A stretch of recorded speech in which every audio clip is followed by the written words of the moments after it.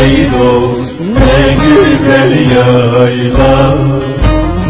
Birden süremedim vallahi, giderim böyle.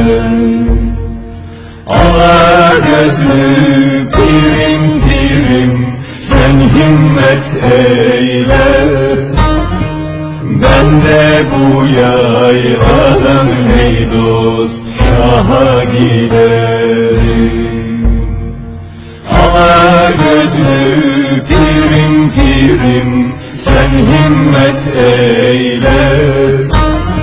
Ben de bu yayladan hey dost, şaha giderim.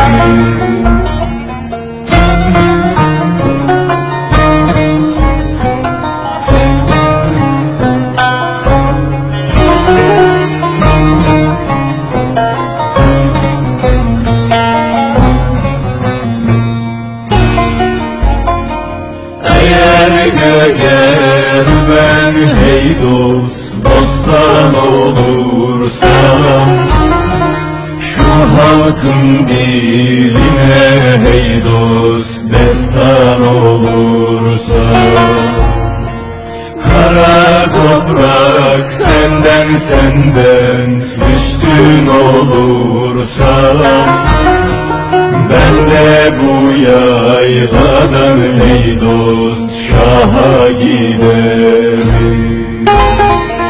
Kara toprak senden üstün olursam, ben de bu yayladan hey dost, şaha giderim.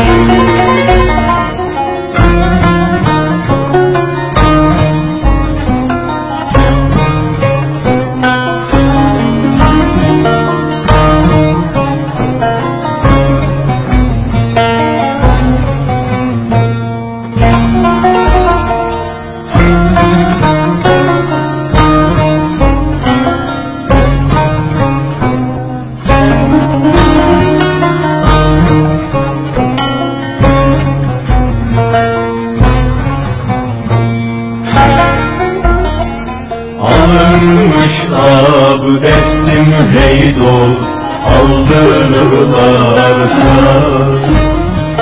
kılınmış namazım hey dost, kıldırırlarsa, sizde şah diyeni hey dost, öldürürlerse, ben de bu yayladan hey dost, şaha giderim. Sizde şah diyeni hey dost, öldürürlerse, ben de bu yayladan hey dost, şaha giderim.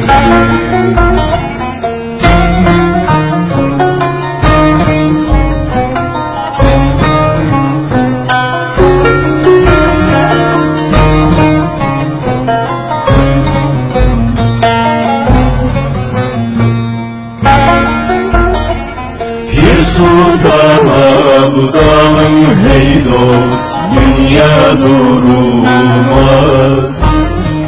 Gitti giden ömür geri dönülmez. Gözlerimde şah yolundan ayrılmaz. Ben de bu yayladan hey dost, şaha giderim. Gözlerimde şah yolundan ayrılmaz. Ben de bu yayladan hey dost, şaha giderim.